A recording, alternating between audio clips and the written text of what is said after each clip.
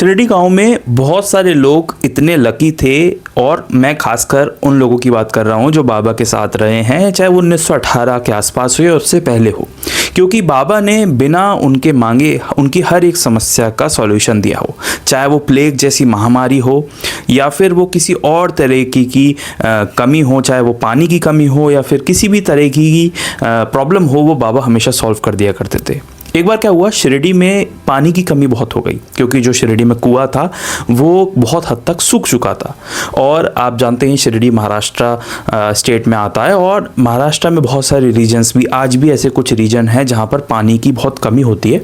और इससे हमें एक बात तो समझनी चाहिए, अगर आपको आपके घर में अच्छे तरह से पानी मिल रहा है तो उसका शुक्रगुजार कीजिए, क्योंकि बहुत सारे लोग आज भी हिंदुस्तान में ऐसे रह रहे हैं जिनको एक एक बूंद पानी लेने के लिए बहुत दूर तक चलना पड़ता है। तो शिरडी में इसी तरह की एक बार समस्या हो गई जिसमें उन्हें पानी की बहुत ज़्यादा कमी हो गई।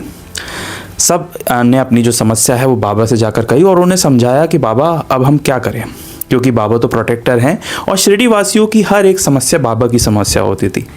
बाबा ने उन भक्तों की बातें बहुत ध्यान से सुनी। थोड़ी देर बाबा मौन बैठे रहे और उसके बाद बाबा ने एक जगह की तरफ इशारा किया और उस जगह की तरफ कहा कि यहाँ पर एक नया कुआं खोदो।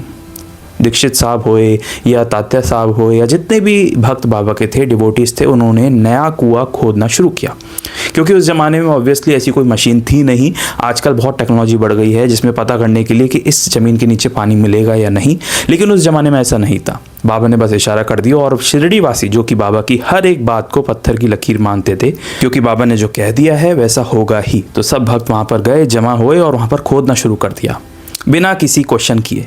थोड़ी देर बाद उन्हें वो देखकर हैरानी हुई कि वहाँ पर जहाँ पर बाबा ने इशारा किया था वहाँ पर पानी निकलता है और मीठा पानी निकलता है, और उस जल का इस्तेमाल किया गया शिरडी वासियों द्वारा।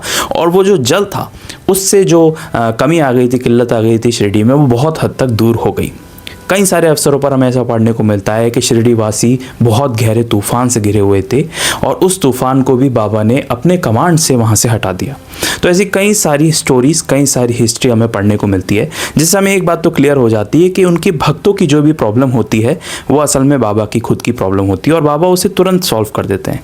बस हमें श्रद्धा और सबूरी रखना चाहिए, क्योंकि श्रद्धा और सबूरी एक ऐसा मंत्र है जो कभी भी खाली नहीं जाता।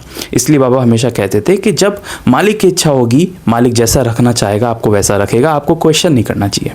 ठीक वही शिरडी वासी, और इसलिए मैं कह रहा था कि खासकर वो शिरडी वासी जो बाबा के साथ रहे हैं, कहीं ना कहीं वो इस मामले में बहुत धनी रहे हैं हमसे ज़्यादा, क्योंकि साक्षात बाबा के साथ उन्हें उठने बैठने का मौका मिला है। अगर आप बाबा से जुड़ी हुई या बाबा के भक्तों से जुड़ी हुई असली इतिहास जानना चाहते हैं, असली कहानियाँ जानना चाहते हैं, कैसा था 1918 से पहले का शिरडी, वो जानना चाहते हैं, तो आप इस चैनल को भी सब्सक्राइब कर सकते हैं। मैं बाबा से जुड़ी हुई कहानियाँ, रियल हिस्ट्री पढ़ता रहता हूँ, समझता रहता हूँ और अपनी समझ के अकॉर्डिंग आप तक पहुँचाता रहता हूँ। मिलेंगे एक नेक्स्ट वीडियो में एक रियल हिस्ट्री, एक नई कहानी के साथ। तब तक के लिए ओम साई राम।